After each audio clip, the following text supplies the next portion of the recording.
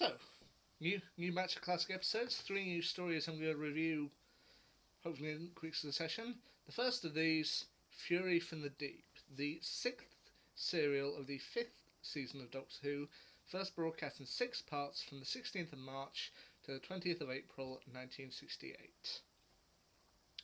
This is also the final episode for Deborah Watling, who played companion Victoria Waterfield, as she would depart at the end of this story. In this particular story, the second Doctor, played by Patrick Troughton, along with his companions Jamie McCrimmon and Victoria Waterfield, played by Fraser Hines and Deborah Watling, they land on a beach, seemingly on Earth, in the early 21st century, where they find a load of foam covering the beach, and at first just have some fun playing around in the foam and all the like. They find that the foam is coming from a company called Euro Sea Gas, and the company is currently having problems. I don't mean like monetary problems, but mysterious sound can be heard within the pipes, almost a heartbeat. And what's more, some of the employees appear to be acting very oddly. And they soon find seaweed coming out of various places. And what's more, this seaweed seems to be fairly alive. And they're not entirely sure what it is, but it may involve the Doctor putting Victoria's life in danger.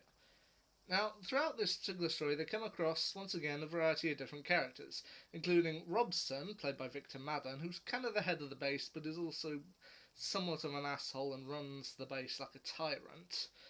And you've got his kind of second-in-command, Frank Harris, played by Roy Spencer, who seems to be fairly level-headed. And it's ultimately with him that things start.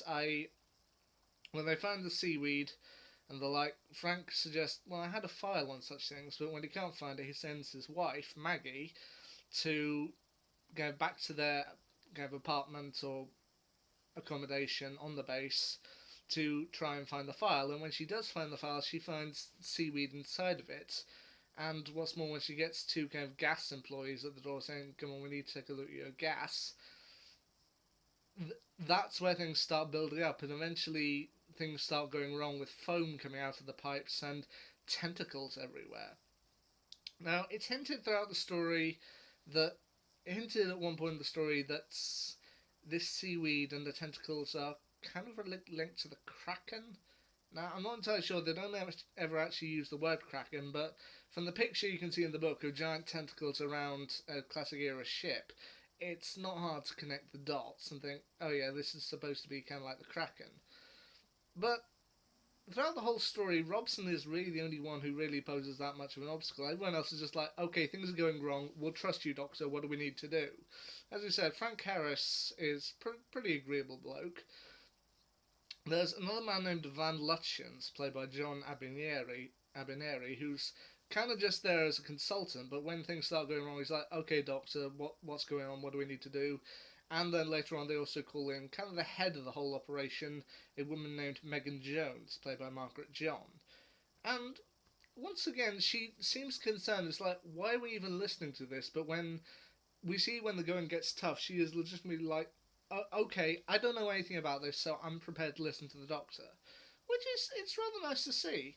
Now, I said this was the departure story for Deborah Watling, and compared to other classic era companion exit stories, I actually think this is one that's done really, really well. I mean, you can see throughout the story Victoria starting to have doubts about the entire thing. I mean, you can see early on that she's like, when everything starts happening, she tries to tell the Doctor and Jamie, look, is it always like this? I mean, do we always have to be in danger? Why can't we just go somewhere nice, somewhere quiet, somewhere where we aren't running for our lives? And throughout the story, we can see her more and more building with that, as while she eventually does provide the clue to the entire thing, which is her screaming causes the tentacles to squirrel away, and they recognise that high frequencies it doesn't like. She does ultimately provide the clue for the entire thing, but then it also does build with her stress, like, I'm not sure I want to do this anymore. And I do kind of respect that. I mean, with other companions where they're ripped away, I admit I do feel those a little bit more, but with her as a companion just deciding, I joined because it was fun and this isn't fun anymore, I grow to really respect that. And it does lead me to look back on one new Who exit that maybe I overlooked, and that was Martha in Last of the Time Lords, that she eventually left because, look, it was fun for a while, but you don't feel the same way about me, so I'm going to leave. I think I appreciate that a lot more now after watching Fury from the Deep than I did before.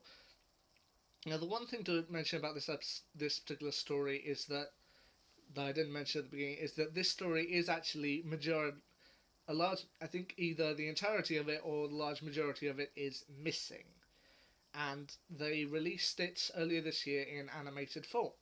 Yeah, yeah. I've done animated episodes before. I mean, I've seen the parts of the 10th Planet and the Invasion, and an entire animated episode with the Power of the Daleks.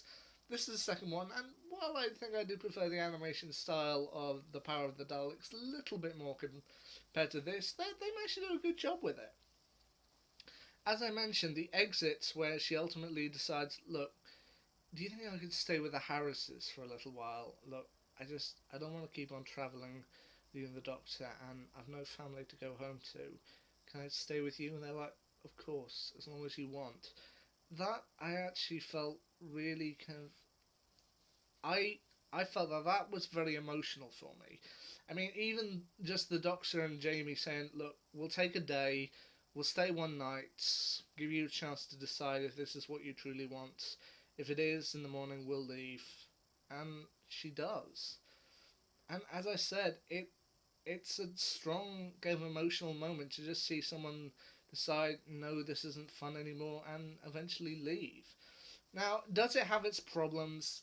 Absolutely. I mean, I don't know if it was in the original animated, it was in the original episode, but there's a part towards the end. It's either in part 5 or part 6 where they have to fly a helicopter and the Doctor ends up piloting it and doing loop the loops, and you just look at it like, no, I'm sorry, you can't do that in modern helicopters. Never mind what they were doing in the 60s. So also, there was one thing that I did ponder for, I did think was a little weird, which is throughout the story you can see a wanted poster in the background of Roger Delgado's master, and like, yeah, that has to be an Easter egg added in just for this story, but or just with the new animation, that they can't have had that in the original story, which of course is true. He wasn't cast yet, but Fury from the Deep is it a good story? Honestly, I'd say yeah. I think it's one of the stronger companion exit stories. It shows a companion who just has been pushed to her limits and just said, no, I don't want to do this anymore.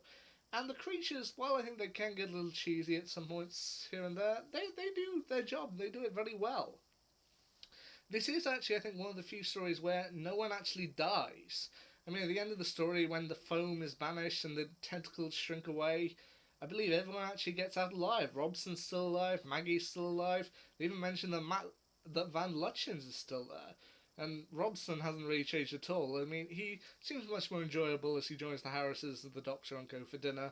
But then when he gets back to the base, he's like, right, you lot, I think I'm going to turn in for the night. And when they all turn to leave, it's like, oh, what are you doing? I mean, you have to wait for the relief to get here.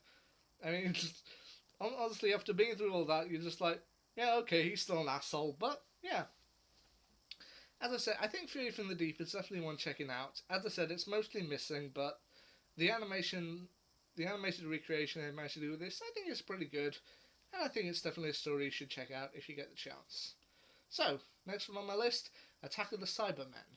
When I do that, I'll see you then. Till then, see ya.